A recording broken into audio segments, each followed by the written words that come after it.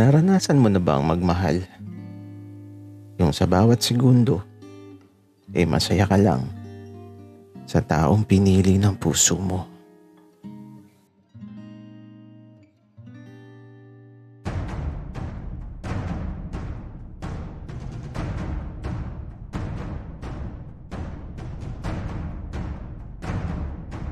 Kaibigan, huwag mong kalimutan mag-subscribe sa aming channel at huwag din kalimutan i-click ang notification bell at subscribe button. Subscribe na!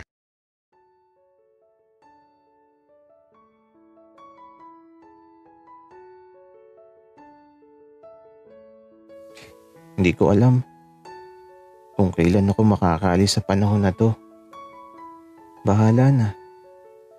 Pero lagi ko pa ding susubukan na umuwi. Kaya lang, kapag nakauwi na ako, baka hindi na ako makabalik dito. Pero teka, bakit ako babalik? Bakit ako babalik?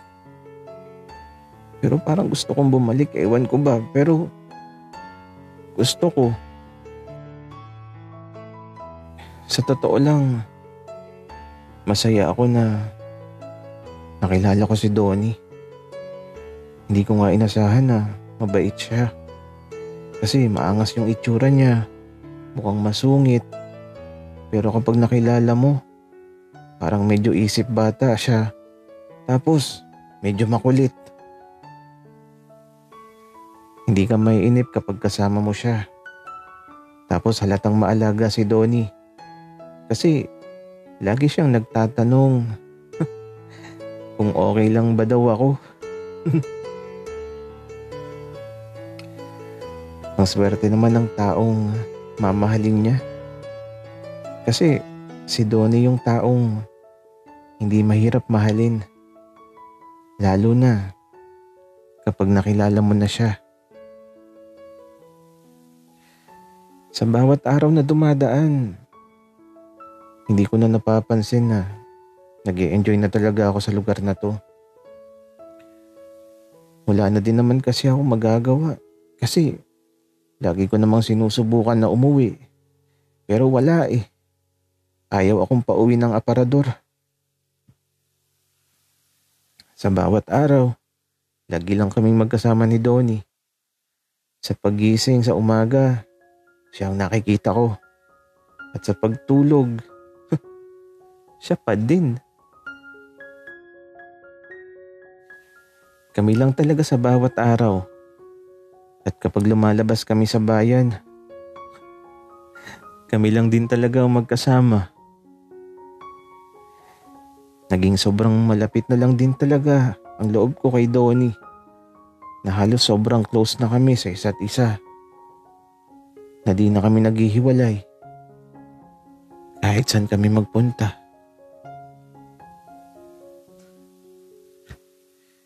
Man, 2 linggo na pala tayong magkakakilala. Alam mo, sa 2 linggo na yun, sobrang masaya lang ako. Oo nga, Donnie. 2 linggo na puro kakalokohan. Man, wala naman akong ginagawang masama. At saka man, alam mo, gusto ko pag uwi ko, kasama na kita. Donnie, kailan ka ba uwi sa Maynila?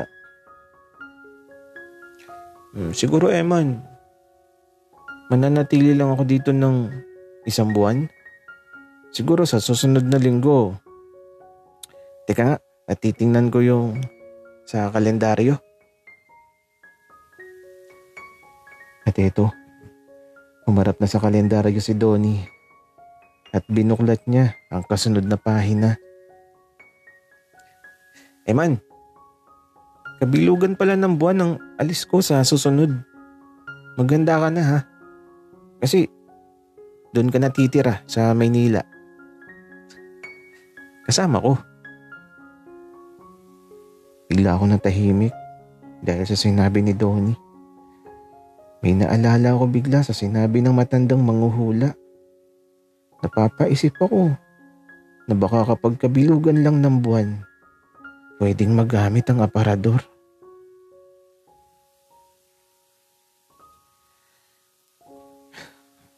Susubukan ko siguro muna bago kami umalis. Pero paano kapag nakauwi na ako?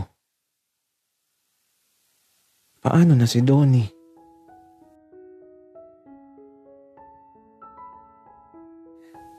Eman, ang lalim ata ng iniisip mo. Okay ka lang ba? Okay lang ako, Donnie. Naiisip ko lang si Papa. Eman, pupuntahan natin ng Papa mo tapos ako na yung magsasabi sa kanya. Donnie, paano kung hindi pumayag si Papa? Di sad boy na ako. Kasi di na kita makakasama.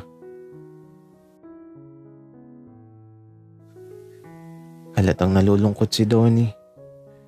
Pero ang hirap naman ng ganitong sitwasyon.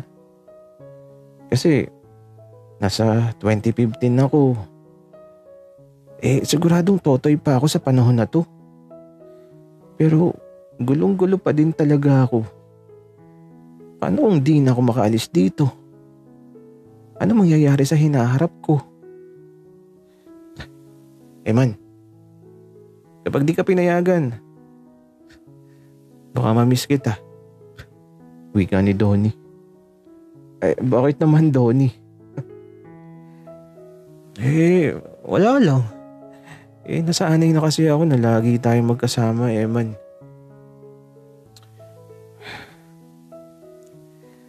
Ang hirap ng sitwasyon ko. Pero ano bang dapat kong sabihin kay Donnie? Dapat bang sabihin ko ng totoo?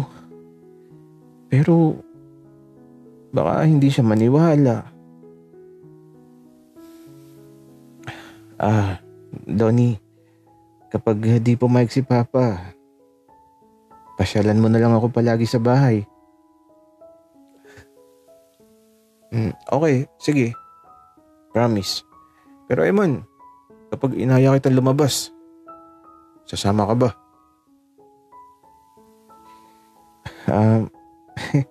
Oo naman. Papayag ako, Donnie. Basta, uuwi din dapat ako. Eman, may gusto kong sabihin sa'yo. Kaya lang baka magbago ka. Donnie, sabihin mo na. Kasi kapag di mo sinabi, baka ma-stress ako kasi sa kakaisip. At magagalit ako kapag hindi mo sinabi. Grabe naman, Eman. Naging kasalanan ko pa ngayon. Pero sige, sasabihin ko na yung gusto kong sabihin. Donnie, ano bang sasabihin mo? Eman, ang cute mo.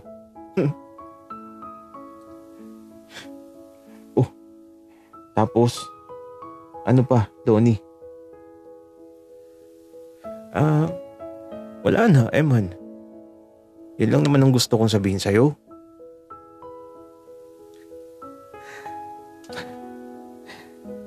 Donnie, alam ko naman na cute ako. Huwag mo nang sabihin yun. At eto, pangiti-ngiti lang si Donnie. Tapos habang nakaupo kami dito sa gilid ng pool, ginugulo niya ang buhok ko. At eto, sinusundot yung bewang ko. Nakakainis. Nakikiliti tuloy ako. Tapos, binabasa ako ng tubig. Napakaharot Kaya lang, nagulat ako nung biglang halikan ni Donnie yung labi ko. As in, biglaan talaga. Tapos, mabilis lang. Tapos eto, nakangiti lang siya na nakatingin sa akin. Donnie, ano yun? Bakit mo ako hinalikan? Sorry, Eman. Ang cute mo kasi, nakakagigil. Donnie, isa pa. At eto, biglang sunggab si Donnie sa labi ko. At nahulog kami sa pool. Pero okay lang. At hindi ko na din talaga alam kung bakit nagugustuhan ko na yung ginagawa namin. Madiin, mainit, at malagkit na mga halik na parang sabik, na parang nagbabagang apoy sa init.